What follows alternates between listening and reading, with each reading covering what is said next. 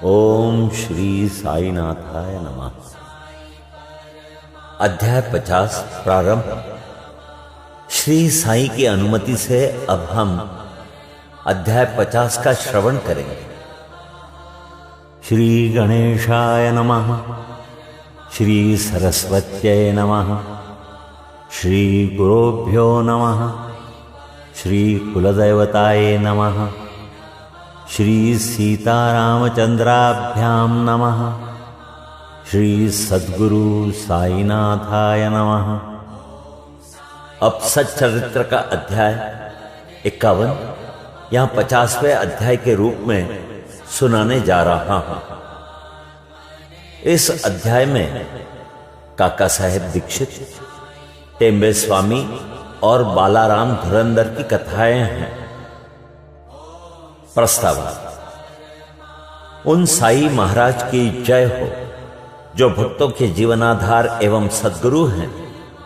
वे गीता धर्म का उपदेश देकर हमें शक्ति प्रदान कर रहे हैं। हे साईं, कृपा दृष्टि से देखकर हमें आशीष दो।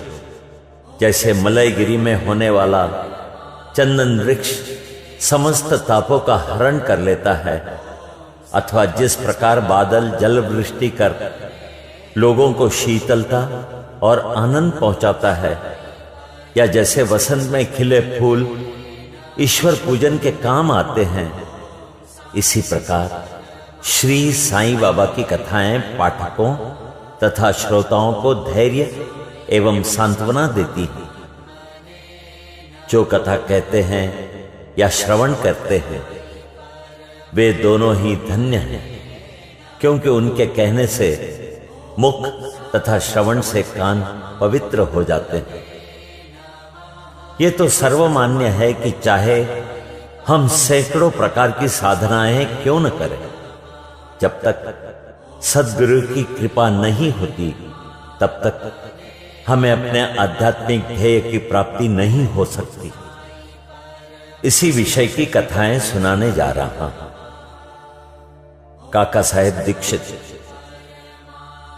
श्री हरि सीताराम उपनाम काका साहेब दीक्षित सन 1964 में वडनगर के नागर ब्राह्मण कुल में खंडवा में पैदा हुए थे। उनकी प्राथमिक शिक्षा खंडवा और हिंगणघाट में हुई। माध्यमिक शिक्षा नागपुर में उच्च श्रेणी में प्राप्त करने के बाद उन्होंने पहले विल्सन तथा बाद में एल्फिंस्टन कॉलेज में अध्ययन किया। सन 1983 में उन्होंने ग्रेजुएट की डिग्री लेकर कानूनी LLB और कानूनी सलाहकार यानी सॉलिसिटर की परीक्षाएं पास की और फिर वे सरकारी solicitor firm Messrs little and company में कार्य करने लगे।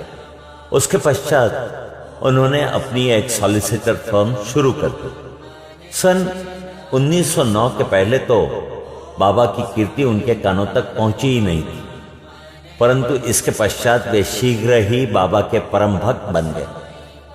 जब वे लोनावाला में निवास कर रहे थे तो उनके अचानक भेंट अपने पुराने मित्र नाना साहेब चांदोरकर से हुई। दोनों ही इधर उधर की चर्चाओं में समय बिताते थे। काका साहब ने उन्हें बताया कि जब वे लंदन में थे तो रेलगाड़ी पर चढ़ते समय कैसे उनका पैर फिसला तथा कैसे उसमें चोट आई। इसका पूर्ण विवरण सुनाया। नाना साहब ने उनसे कहा कि यदि तुम इस लंगड़ेपन तथा कष्ट से मुक्त होना चाहते हो तो मेरे सद्गुरु श्री साईं बाबा के शरण में जाओ। उन्होंने बाबा का पूरा पता बताकर उनके कथन को दोहराया कि मैं अपने भक्त को 7 समुद्रों के पार से भी उसी प्रकार खींच लूंगा जिस प्रकार की एक चिड़िया को जिसका पैर रस्सी में बंधा हो खींचकर अपने पास लाया जाता है। उन्होंने ये भी स्पष्ट कर दिया कि यदि तुम बाबा के निजी जन न हो तो तुम्हें उनके प्रति आकर्षण भी न होगा और न ही उनके दर्शन प्राप्त होंगे। काका साहेब को ये बातें सुनकर बड़ी प्रसन्नता हुई और उन्होंने कहा वे शिरडी जाकर बाबा से प्रार्थना करेंगे कि शारीरिक लंगड़ेपन के बदले उनके चंचल मन को अपंग बनाकर परमानंद प्राप्ति करा दे। कुछ दिनों के पश्चात ही बंबई विधानसभा के चुनाव में मत प्राप्त करने के संबंध में काका साहेब दीक्षित अहमदनगर गए और सरदार काका साहेब मेरीकर के यहाँ ठहरे। श्री बाला साहेब मेरीकर, जो कि कोपरगांव के मामलतदार तथा काका साहेब मेरीकर के सुपुत्र थे, वे भी इसी समय अश्व प्रदर्शनी देखने के हेतु अहमदनगर पधारे थे। चुनाव का कार्य समाप्त होने के पश्चात काका साहेब दीक्षित शिरडी जाना चाहते थे। यहां पिता और पुत्र दोनों ही घर में विचार कर रहे थे कि काका साहेब के साथ भेजने के लिए कौन सा व्यक्ति उपयुक्त होगा, और दूसरी ओर बाबा अलग ढंग से उन्हें अपने पास बुलाने का प्रबंध कर रहे हैं। श्यामा के पास एक तार आया कि उनकी सास की हालत अधिक शोचनीय है और उन्हें देखने वे शीघ्र ही अहमदनगर को आए। बाबा से अनुमति प्राप्त कर श्यामा ने वहां जाकर अपनी सास को देखा, जिनकी स्थिति में अब पर्याप्त सुधार हो चुका था। प्रदर्शनी जाते समय नाना साहेब पानसे तथा अप्पा साहेब गर्दे की दृष्टि अचानक श्यामा पर पड़ी। उन्होंने श्यामा से मेरीकर के घर जाकर काका साहेब दीक्षित से भेंट करने तथा उन्हें अपने साथ शिरडी ले जाने को कहा। उन्होंने श्यामा के आगमन की सूचना काका साहेब दीक्षित और मेरीकर को भी दे दी। संध्या समय श्यामा मेरीकर के घर आए। मेरीकर ने श्यामा का काका साहेब दीक्षित से परिचय करा दिया और फिर ऐसा निश्चित हुआ कि काका साहेब दीक्षित उनके साथ रात 10 बजने वाली गाड़ी से कोपरगांव रवाना हो जाए।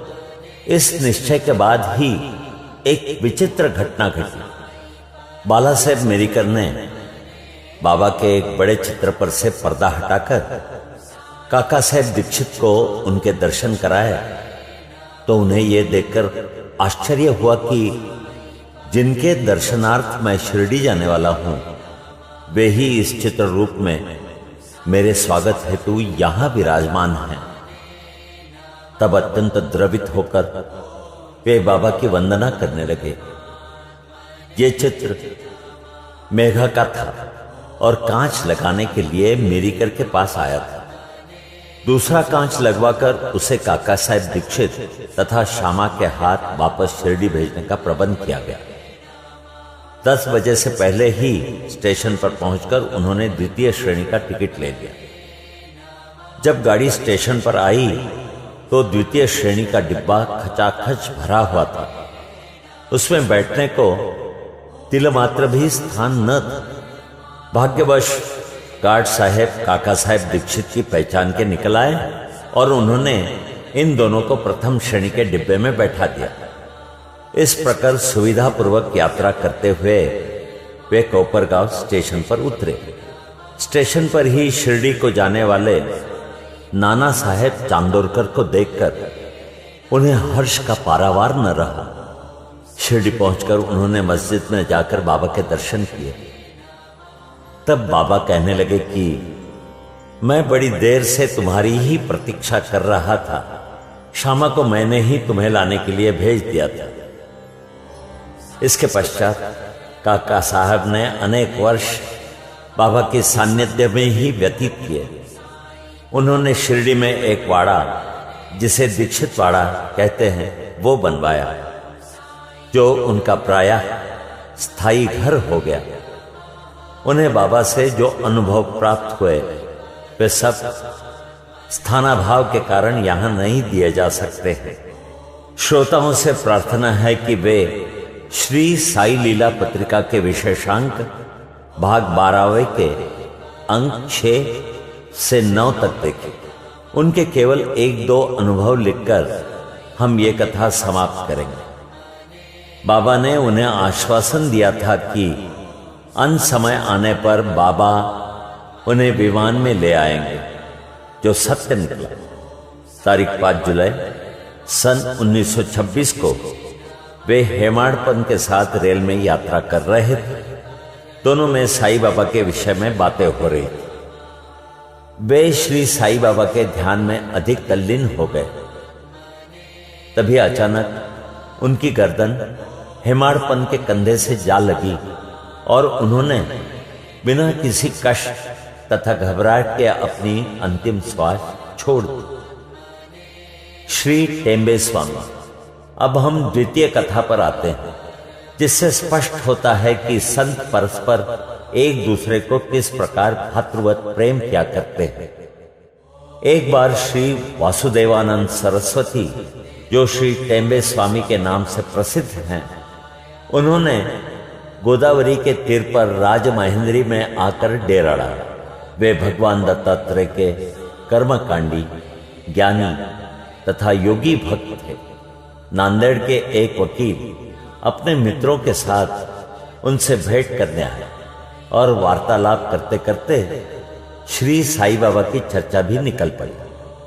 बाबा का नाम सुनकर स्वामी जी ने उन्हें करबद्ध प्रणाम किया और पुंडलिक राव को एक श्रीफल देकर उन्होंने कहा कि तुम जाकर मेरे भ्राता श्री साईं को प्रणाम कर कहना कि मुझे न बिसरे तथा सदैव मुझ पर कृपा दृष्टि रखें।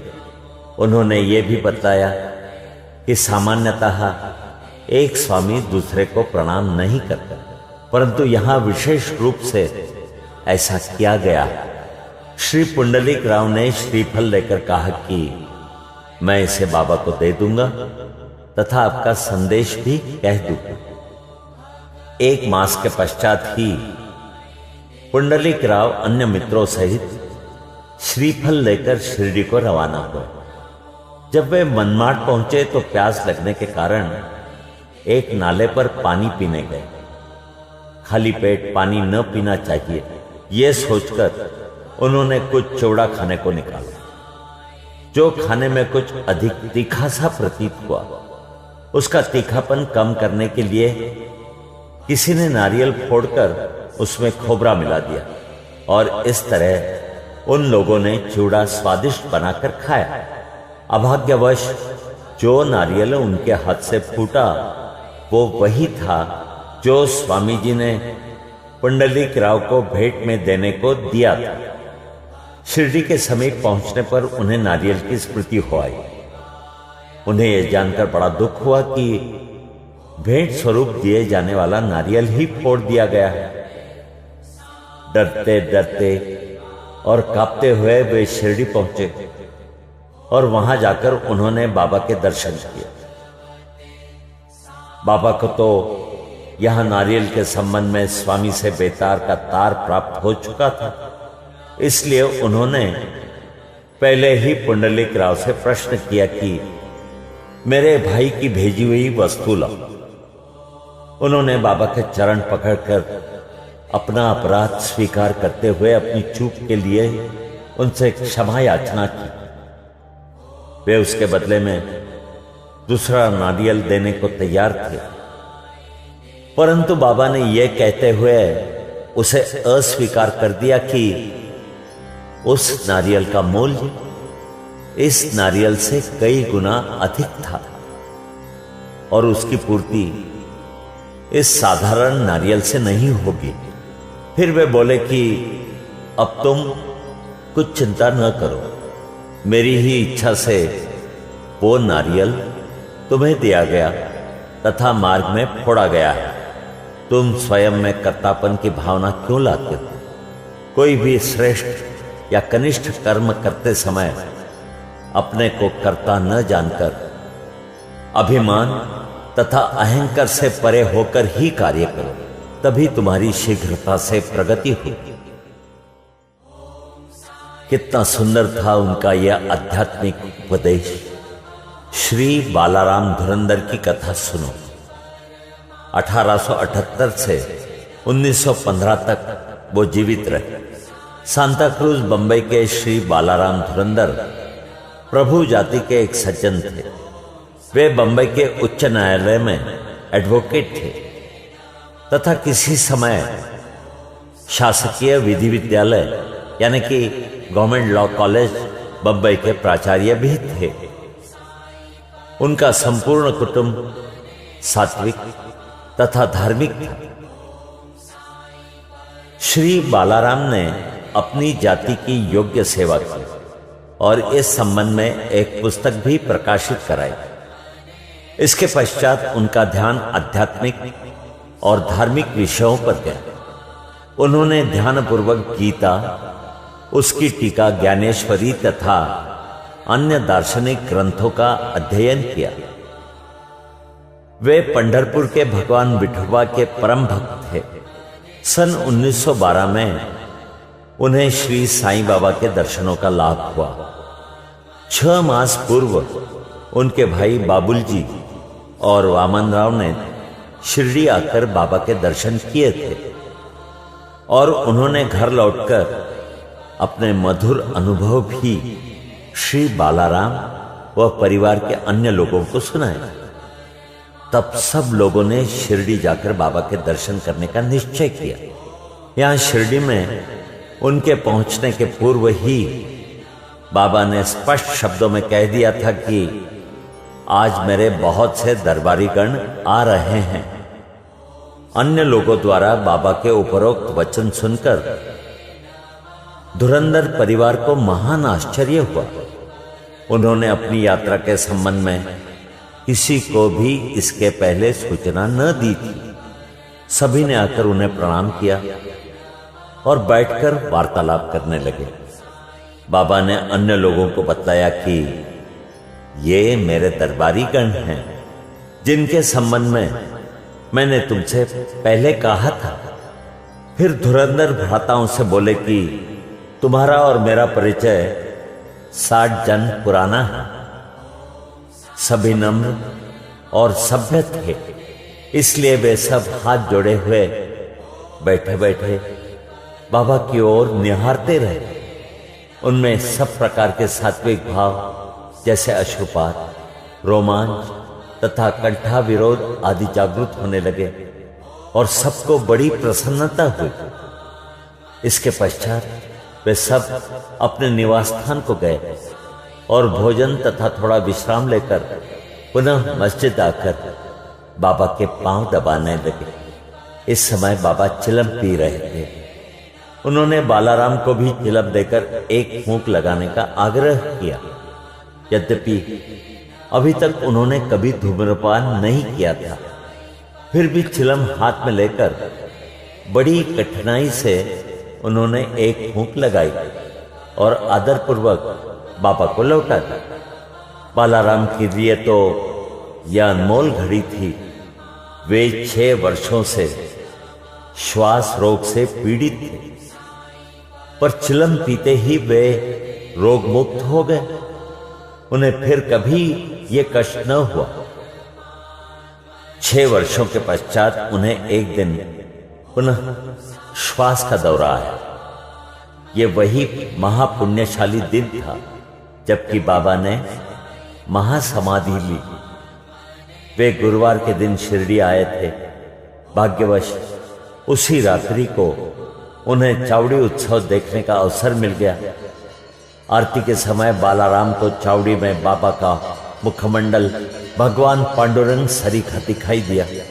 दूसरे दिन काकड़ आरती के समय उन्हें बाबा के मुखमंडल की प्रभा पुनः अपने परमेष्ठ भगवान पांडुरंग के सदृश ही दिखाई दी। श्री बालाराम धुरंधर ने मराठी में महाराष्ट्र के महान संत तुकाराम का जीवन चरित्र लिखा है, परंतु खेद है कि पुस्तक प्रकाशित होने तक वे जीवित न रह सके। बंधुओं ने इस पुस्तक को 1928 में प्रकाशित कराया। इस पुस्तक के प्रारंभ में पृष्ठ 6 पर उनकी जीवनी से संबंधित एक परिक्षेपक में उनकी शिरडी यात्रा का पूरा वर्णन है। यहां हमारा 50वां अध्याय समाप्त होता है। श्री सद्गुरु साईनाथार्पणमस्तु। शुभम भवतु।